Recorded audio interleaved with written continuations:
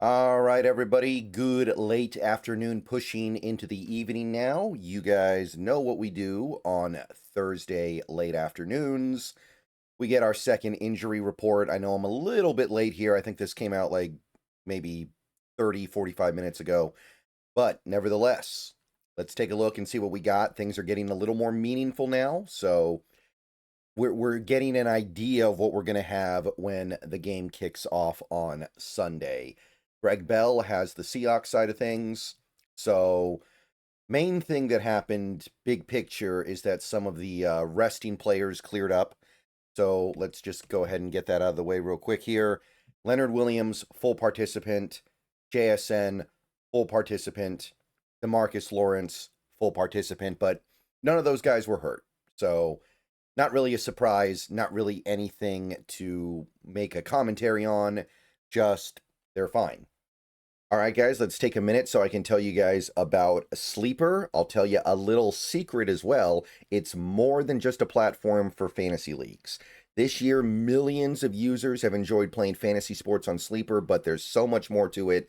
You have live stats, real-time updates of all stats. You have a news feed with lightning-fast updates on players and teams, and a real-time chat where you can engage with other users about plays, performances, games, all kinds of stuff during the sports season. So download Sleeper, experience it for yourself, and don't forget to use my promo code SBN to get up to a $100 match on your first deposit, and pair that with their new promo that will give you a free $20 entry, no deposit needed. So you can use both of those promos. Terms and conditions apply. See Sleeper's terms of use for details. Currently operational in over 25 states and going. So check out Sleeper today and use those promos. All right. So also full participants today were Kobe Bryant, who was limited yesterday. So moving the correct way. Looks like we're good to go there. Nikki Minwari remains a full participant. Was on Wednesday. Wasn't really anything to be concerned about, but he is a full participant again today, so all looks well. And we've got Mike Morris as a full participant as well after being limited yesterday, so good stuff there. Morris doesn't play a lot on this team right now. In fact, he might not really be playing at all defensively at this point, but still does special teams. And if the game gets out of hand, he'll probably get out there a little bit, which there's a real chance that happens. And Cody White, also a full participant with the abdomen injury, so it doesn't seem like there's any real concern there. Now, going beyond the stuff that's just kind of easy to dismiss and not really worth thinking about, let's take a look at some of our limited participants, including a questionable one.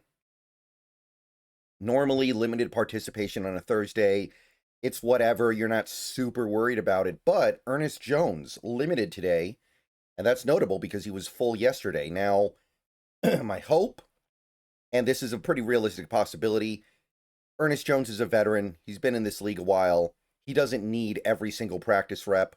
So hopefully this is just kind of like a rest day or a partial rest day where he just, excuse me, where he just takes it easy a little bit. So read into that as you will, but Ernest Jones was limited today. Also limited was, and this is good news here, Gray Zabel. Gray Zabel was limited in practice after not participating at all yesterday. I still think that it would probably be better if Gray Zabel did not play this week, unless he can get to full participation by tomorrow, which is pretty unlikely. But I would say that at the very least, we can rest assured that we're not going to get rug pulled here and find out next week that, oh, he's actually out for the season. There's no fear about that anymore, so that's nice. But limited participation for Gray Zabel. That's it for the limiteds. Let's take a look at some of the DNPs here. Corey Horton did not participate in practice, still injured with the shin. Probably not playing this week. And again, there's not necessarily a ton that Horton is going to be able to do in this offense right now. So he can definitely take his time, especially in a game like this. You figure there's not going to be a ton for Horton to do. So rest up, feel better, be ready for the playoffs, and we'll see if we can find a role for you at some point. But right now, he'd probably just be doing cardio out there, running routes without ever really getting the ball thrown his way. Tyrese Knight did not participate either, working through the concussion protocol.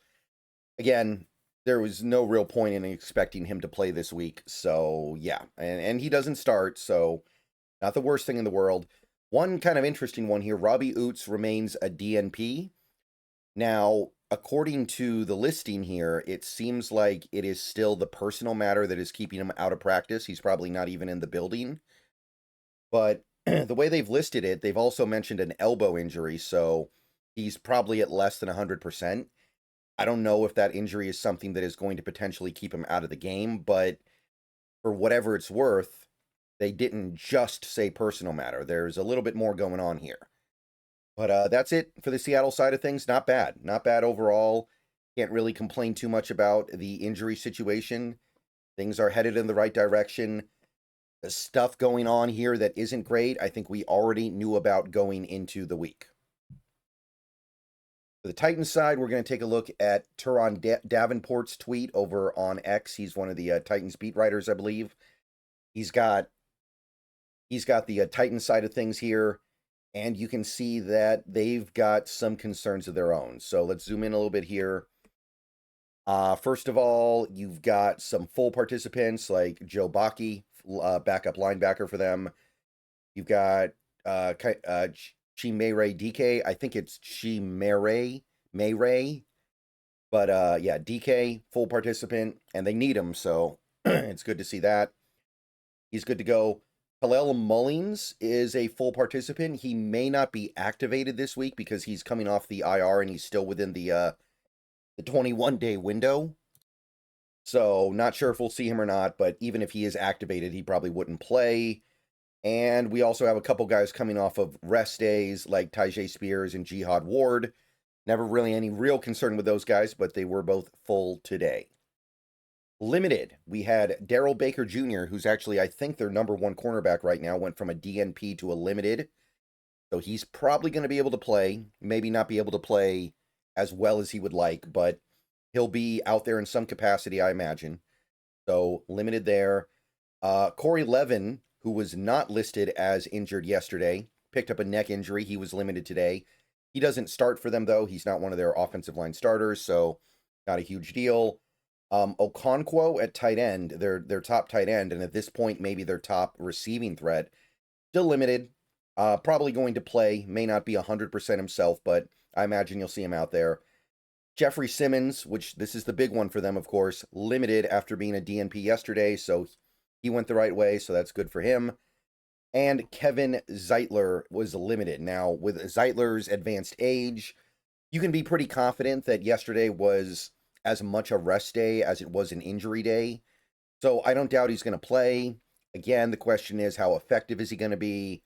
He hasn't been great this year. He's been playable. He's been fine, but I wouldn't really call it one of his best years, and you can see the age catching up with him, so obviously every little thing matters.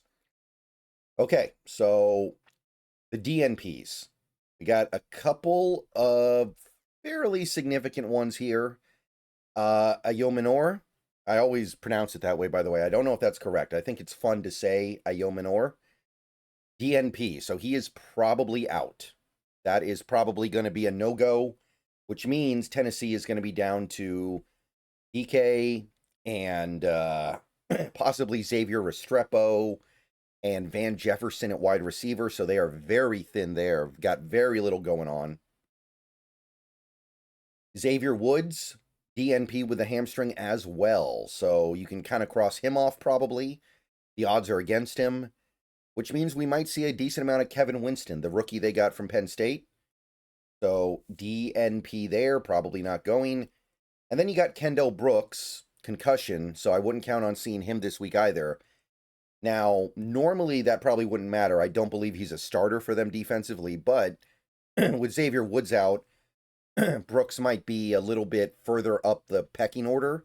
I think they're going to go to Kevin Winston to play for Woods, but Brooks could have been involved a little bit as well with Woods out, but probably not at this point. Concussions, you have to work through the protocol there, and it doesn't seem like he's going through fast enough. So they've got some issues as well.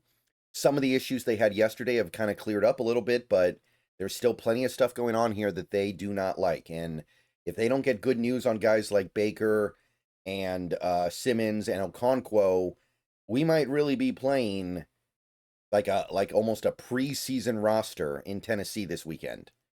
It could get that bad. It's already bad enough there. They don't need injuries making it worse. Okay, so that's going to be it for this injury report. See you guys later. Go Hawks. Everybody have a good rest of your day, and I will be seeing you guys again soon, probably streaming tonight. More videos tomorrow, you know the drill. Go Hawks.